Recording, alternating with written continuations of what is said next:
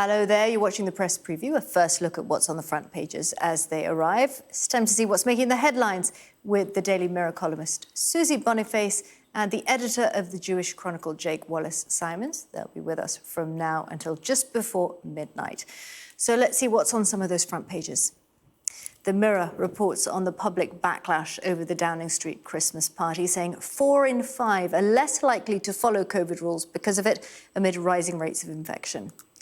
Questions over flat refurbishment spending add to Boris Johnson's woes ahead of an approaching by-election in tomorrow's Financial Times. The Times can reveal pub passports and daily tests are among measures being considered to curb the spread of COVID-19. Top health officials advise tough curbs by next week in a leaked government memo. That's on the front of The Guardian. The Telegraph pleads with the Prime Minister to put pupils' education first. Keep the schools open, come what may, their headline there. Booster can stop Omicron. The Eye says 3 doses of the vaccine are effective in stopping 75% of symptomatic infections. Vaccines do work on the Omicron strain. That's on the front of The Sun, which also encourages all to get their booster jabs ahead of the 1 million expected cases by January 2022. The Daily Mail also advocates for an increased booster vaccine uptake, saying 2 AstraZeneca jabs aren't enough to fend off the Omicron variant. The Daily Express shares concerns over the spread of the new variant. Boosters can beat Omicron tsunami. And finally from The Star, you dirty rotters. A gang of bloodthirsty otters tried to kill a Brightie on a park stroll. Joined tonight by Susie Boniface and Wallis. Thank you both for joining us. Let's kick off with the front of the Express and this news that boosters can bring down symptomatic infection of this Omicron variant. Susie. Yeah, so it's good news in a sense that we have a new horrible variant with many more mutations, 50-odd more mutations than we've seen in previous variants. I think the Delta strain, the Beta strain, they have sort of 6 mutations, 10 mutations on them. This one's got 50, and they're in the difficult, on the spike protein, on the bit you really don't want things to be too mutated, because that's the bit the vaccines target. And unfortunately, all the vaccines we've had up till now were designed for the first strain, the Wuhan strain. Beta and Delta came along, and Gamma, of course, and we managed to cope with those. They managed to deal with them because there weren't too many mutations. But Omicron is such a super mutant. It's got so many mutations that the vaccines, there's only 2 of them. It doesn't give you quite enough protection. So, but they do know, some real world data that's come out now, they do know that if you have a 3rd booster, then your chances of having some success against that variant are very, very high, and it's going to protect you from having serious illness and protect you from being too symptomatic. And that's all great news because we know about it. The problem is this country's booster program. And on the front of the newspapers today, you'll see there's lots of stuff about the boosters will save you, the boosters will be fine and dandy, and, you know, you can have the boosters within 3 months. That's the new government rules, blah, de blah. I'm due my booster today. It ran out today. My jab. It was 6 months ago today. Now, I've been trying for 2 months to get my booster according to the government rules. As soon as they had these headlines saying you can go into a walk-in centre, you can book after 5 months, you can book after 3 months. You go down that walk-in centre, you go to a pharmacy, and they will say, we would love to give you a vaccine booster, but unfortunately, we haven't been sent the guidance through from the government yet, and they're cancelling appointments. And anecdotally, you hear it from lots of different places. And what's happened is, unfortunately, the government has gone for the headline before they've got the organisation in place. So people are not qualifying yet, in some cases, for their booster until the new year. And people like me who need their booster and who want their booster, who are being told they can't have it when they should be having it. And the organisation, the logistics, the vaccine centres, they're just not where they were over the summer and over the spring when we had that big, massive rollout. The organisation's changed and it's not there. And here we are facing a big wave of a new variant that really needs that booster, and it's not quite there yet. And it's a shame that some more of the newspapers aren't reporting on the problems with the booster programme, which are extensive. Because there are some people who have been able to have their booster, they have been able to book, or they've been able to walk in to centres. But Jake, what do you make of this? We've got Nicola Sturgeon saying that we've got a tsunami heading our way and 1 million cases by January. Do you think we're going to get the booster program on track by then?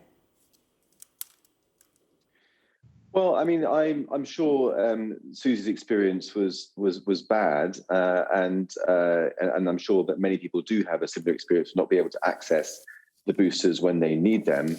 But I think that it does depend on which region of the country that you're in. I mean, I had my booster some weeks ago, and it was very smooth and easy to get it.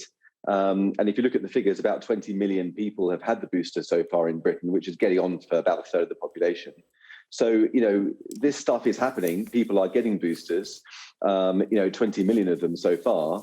And I think that, while there are flaws in the rollout, as Susie has pointed out, I think on the whole, the booster rollout is a success story so far, but we need to build on that. I mean, the fact that Omicron is so infectious combines with the knowledge now that boosters do provide 75% protection at least, means only one thing, that we've got to get more people having boosters more quickly, because the alternative to that is more restrictions. And we know that has implications in terms of the economy, in terms of mental health, in terms of domestic abuse, in terms of education, in terms of people's health, not being able to get the treatment that they need, and all the things that we've all suffered over the past couple of years. And so, I think that's why the papers are really focusing on this good news in a bad situation, which is that 3 jabs do work against Omicron. And I would like the government to take that similar view and really focus on the solution, which is getting boosters out properly, rather than going towards restrictions, which have a lot of other unwanted side effects. Yeah, the Daily Telegraph picking up on that new data from the UK HSA, the Health Security Agency, saying that boosters give 75% protection against Omicron. Susie, what do you think? Because the Times is saying that daily tests and pub passports are being considered. Do you think that inevitably we are going to see new restrictions? I think we need to think of them as safety measures, because being asked to prove your vaccine status is easy as winking, or have a clean lateral flow test. It's really, really easy. And it's not a massive curb on your freedoms or the things that you want to do with your day. Some of the things that Jake was talking about there, having full lockdowns and sending people home from schools and not letting people go around to, make the checks they should do on people, those are big restrictions. But what we're talking about here for Plan B are some fairly mild safety measures that just limit social mixing. And that's a good thing, especially if it stops people who are unvaccinated, perhaps spreading the disease in amongst people who are vaccinated like me, but who just aren't able to get their boosters yet. But part of the problem is that this booster program started late because the JCVI made a ruling late as far as the government was concerned. On top of that, the requirement to test before travel to come into this country happened late, again, about a fortnight or a week or so after the Labour Party suggested it to the government. And then you've got Plan B actually being put into action a fortnight after the SAGE scientists said we're going to need this for Omicron, because you can't stop Omicron coming in. You can't stop new variants, but all you can do is slow it down. And if you're going to slow it down, you have to slow it down right at the start. You can't wait until it's here and suddenly it starts looking bad, because then you've lost it. It's gone. That's what we're seeing now, is that exponential spread. And unfortunately, it's the same kind of story I had last year, doing things too late because we don't want to have, curb people's freedoms, because that seems to be more important than saving people's lives. That is where we are. There's no point going on about it. But we really need, as Jake said, to get the booster rolled out and make sure that that's in the arms. But I think while we're waiting, and we are going to have to wait, because there's only a third of the country that has that booster at the moment, 2/3 don't. So they are vulnerable, and there's going to have to be some measures to stop social mixing or to slow it down in order to protect us while we're waiting for that booster program to catch up with where we need it to be. It must be really worrying if you've had 2 AstraZeneca and you're waiting to get your booster and you can't get it. Let's look at the... category 6 as well.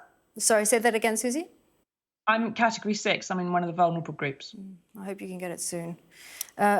Daily Mirror, for instance, Daily Mirror. Interesting. It's been rather a week for Boris Johnson, hasn't it? Jake, what do you think about the backlash from those alleged Christmas parties? And the Mirror saying that scandal leaves 4 in 5 less likely to follow COVID rules, as we see infection rates rise every day. This is a real problem for the government. I mean, it shows how, a personal problem for the Prime Minister in terms of people's perception of his integrity can bleed out into real world consequences in terms of the number of people who are prepared to actually take the government's mandates seriously when it comes to COVID and to follow them. The two things are directly linked. I mean, it's one thing for the government, for Boris Johnson to have a kind of, sort of happy-go-lucky, rambunctious relationship with what he says to people, and we know what sort of a character Boris is: defying gravity, getting away with things, telling white lies, maybe sort of stretching things a little bit, and all that. We know who he is, and that was okay when he was a journalist, in a way, unless you were his wife. But it's not okay now when he's making. It's not okay now when he's making serious government policy that's life or death for millions of people. And so I think that really, what needs to be done, to take things away from the Prime Minister a little bit and back and to the principle of policy making. I'm much more in favour of giving people information to assess their own level of risk, rather than mandating working from home as a blunt instrument across the board. And unfortunately, the government is going for those big ticket restrictions increasingly. But the problem is that the authority that the Prime Minister has had to sort of command people to do that has been eroded. And that's where the government finds itself right now. OK, let's leave it there for the time being. Susie, Jake, thanks a lot. We're going to go for a break.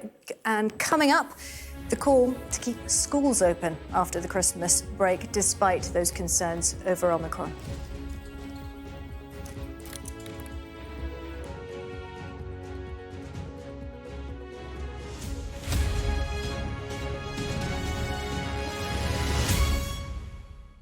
Hello again, you're watching the Press Preview. With me this evening, the Daily Mirror columnist Susie Boniface and the editor of the Jewish Chronicle, Jake Wallis-Simons. Susie, Jake, thanks a lot for joining us. Let's look at the Telegraph front page. Keep the schools open, come what may, because that is always the worry, isn't it? That schools will close. Jake. Yeah, I mean, I've got 3 kids, and just to see the effects of the long-term homeschooling last winter is proof enough that we've got to try our hardest to keep those schools open. And it just makes sense in all sorts of ways. Children are not affected as badly from COVID, thank God, as adults are. And I think that the long-term harm of cutting off their education is awful for them as individuals, and for their generation, and for our economy as a whole, and for our society. And I think that we need to take these things really seriously and just have that as a goal, to keep schools open, and just do whatever we can in terms of maybe masks or some distancing or whatever it is, to enable to do everything we can to make it as safe as possible.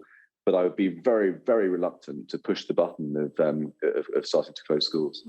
Susie, why were you shaking your head? Because the variants we have at the moment have shown that a little under 10% of children who've had COVID have symptoms more than five weeks. They have long COVID. And although they don't die and they're not in the death statistics, the people who have long COVID, which is about 14% of the adults and just under, like I said, 10% of the children, we don't know the long-term effects of long COVID. We don't know how any of them are going to get over a multi-system sort of viral after effect, which has been seen after previous flu epidemics as well. That's a big issue, and we don't know the long-term effects of those. So while I agree with Jake, we've got to try and keep the schools open, we can't say children are unharmed by COVID. That's a fallacy, and it's something that came out of, I think, the first wave when so many elderly people died. We forgot about the fact it does affect children too, and there's a long COVID aspect which affects those who survive. OK, we'll leave it there. We're going to go to a break. We will, of course, see you at 11. Thank you both, Susie and Jake.